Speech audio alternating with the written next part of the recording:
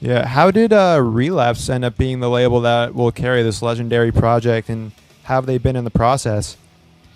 Well, I can't really talk about what was going on at the time, again, because of a confidentiality clause, but essentially I was taking on Sony as a lawyer in relationship to Scream Bloody Gore through Individual. So that's the first 5 records. And while that was going on, without me seeing the light at the end of the litigation tunnel, I approached a couple of labels that I felt would be able to do Death and Control Denied Justice as being a new home. And I had a lot of weird coincidences in my history with Relapse. And Relapse just sort of came in my face, various reasons, just coincidentally. Emails that would just come from some of their staff, like out of the blue, and on something unrelated to Death. So I thought I would give them a shot because I'd seen what they had done with some other acts, and they just, there's an integrity about them as a company. And I went to a couple of the other companies who you probably would know, and they were kind of not really wanting to deal with it until after the Sony thing would be wrapped up, if that makes any sense. Mm-hmm. Because there's a contractual obligation that exists between Chuck and Sony. Sony, of course, being the big corporation that bought Relativity. Yeah, I'm actually related to Alan Becker. I don't know if you know who that is. Alan Becker? Yeah. Who's Alan Becker? Red Distro. Oh, yeah. You mean from Red? Yeah. Okay. Well, I mean, Red, of course, used to be Relativity, and they were swallowed up by Sony. And long story short, Chuck's original contract with Combat is essentially a contract with Sony. So, in the midst of it was kind of like a battle, but I'll just say in the midst of negotiations with them, the only company that I was talking to that wasn't afraid to just march on immediately, regardless of whatever would happen in my dealings with Sony, was Relapse. And they were ballsy, and they were thinking ahead. And me and Chris Steele, Chuck's nephew, and my partner, we went to Philly, and we met with them. And I just loved Matt Jacobson, the owner, and Rennie and Gordon and the whole crew. And they had such integrity. I mean, that's really the only word that I could think of. It really reminded me of the old days, and I'm, a fairly old timer in the metal business. And so it did remind me of the early days of Important Distribution, who turned into Relativity. And back in those early Enigma days and Roadrunner days, it had that vibe of a bunch of people together who really loved the music, and it was all about that. It wasn't necessarily about the money, and even though the money is an important aspect of getting paid for your craft, I think Relapse it was a given it would be Relapse. Right away I knew it was Relapse. And the other companies who were interested but were waiting for the smoke to clear on the Sony negotiations, I mean, they kind of blew their chances, but it didn't really matter because Relapse were right up to the plate. So it was the greatest decision that I could have made, and I did make that decision. Definitely very cool. Well, they are distributed by Red, who is Sony, so it was kind of a weird, on the one hand, I'm dealing in a sort of a negative way with the Sony Corporation, but on the other hand, it's about to go back to Sony, so it really, I think everybody was a winner with that deal with Sony. Everyone won. We all came out ahead, and Sony's happy, and we're thrilled. That is, Perseverance Holdings are thrilled as the keeper of the Schuldiner keys, and Relapse, of course, have been awesome. So, and you see what's happened so far. Of course, I have both New Control Denied T-shirts, and I just ordered the CD. Out. We, of course, have merchandising deals around the world that still exist contractually, and those are winding down. Relapse decided to go with some classic logo tees, and then, of course, I've done some editing of those videos, and that's proven to be a little bit of an exciting thing to have those 2 videos that I put together, and Relapse launched them on the YouTube page. And meanwhile, I mean, there's been so much excitement, of course, surrounding the fact that Death had never been on iTunes before. other than Symbolic, which is the one odd man out. I mean, Symbolic is still on Roadrunner, which is perfectly fine. And but for the remaining 6 albums, the Nuclear Blast last album reverted back to us, so we gave it to Relapse as part of the deal. So Relapse has basically inherited 6 Death albums, and so far we haven't even. There's been a lot of hoopla and fanfare, and it's been super exciting, but actually nothing's come out yet. So I mean, I can't even. It hasn't even begun. Yeah. What else is in store for Relapse? I know there's the Mantis CD. Can you reveal any other future projects? Well, I mean, as far as Death related, of course, there's going to be Control Denied, which is out in October, and that there's a standard 2 CD release, and that has like an hour's worth of extra material, and then there's a limited edition 3 CD deluxe edition, which has another hour. So essentially, with that 3 CD thing for Control Denied, you're talking everything that Control Denied ever recorded, every demo, everything, even with Chuck singing on some of the tracks.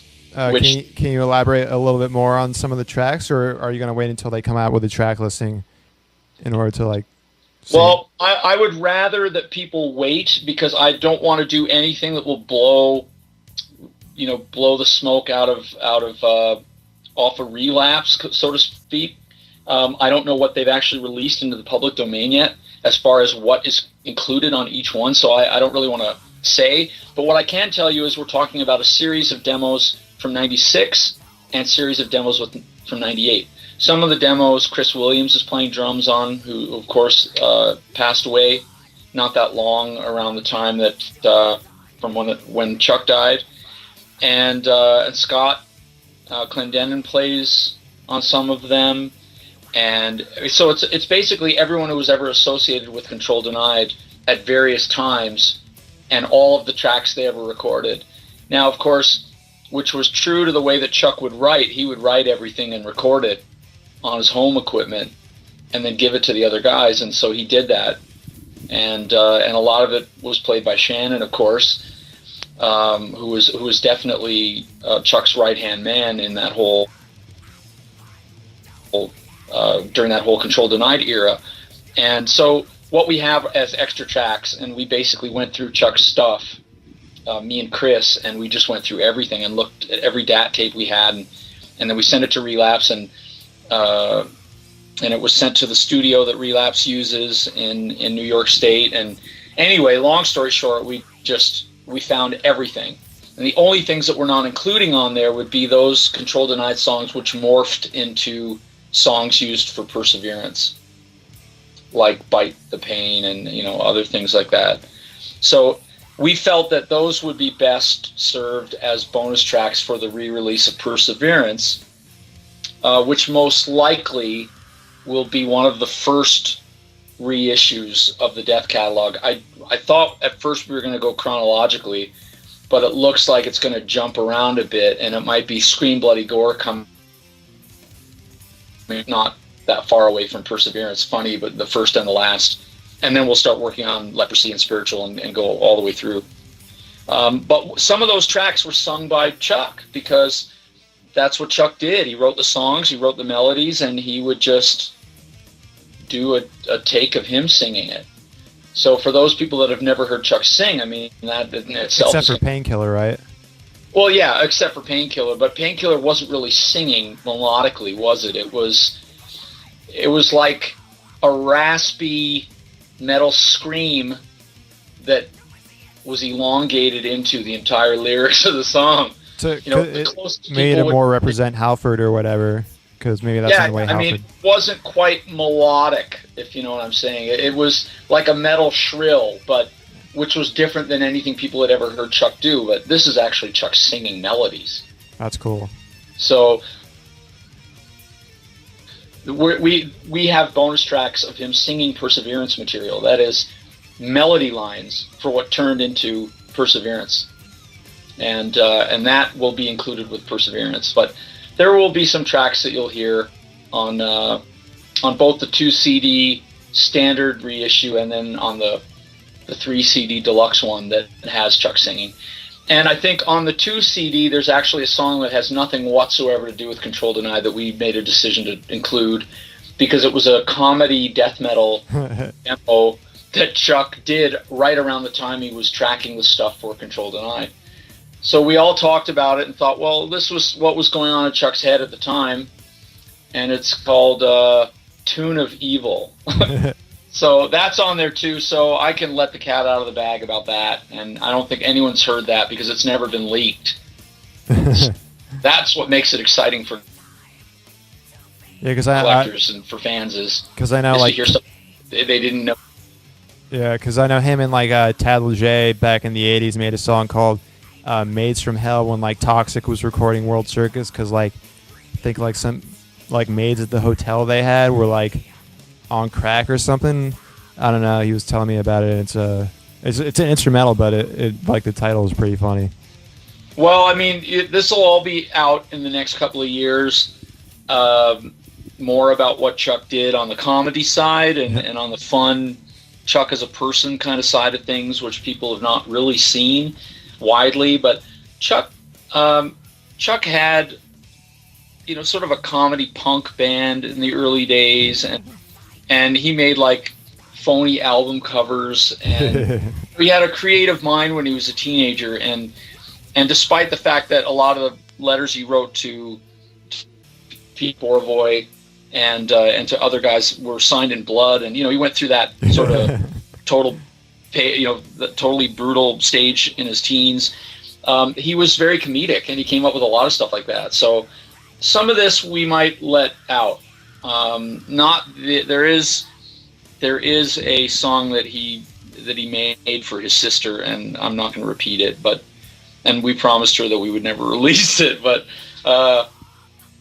Chris, her son, and I, we've sort of threatened that maybe we'll let it out there. But yeah, no, really, Chuck was a funny guy, and I'm hoping that some of his humor is able to get through in those videos that I've been editing. Yeah, because I know like him and Richard Christie would like make prank calls together. Are there any recordings of those prank calls, and are there any specific ones that you might have witnessed or remember that like just like cracked you up like super hard? Well, I think Richard would probably be the best person to talk about that, since it's very personal to Richard and their sort of goofball relationship that they had as buddies and stuff.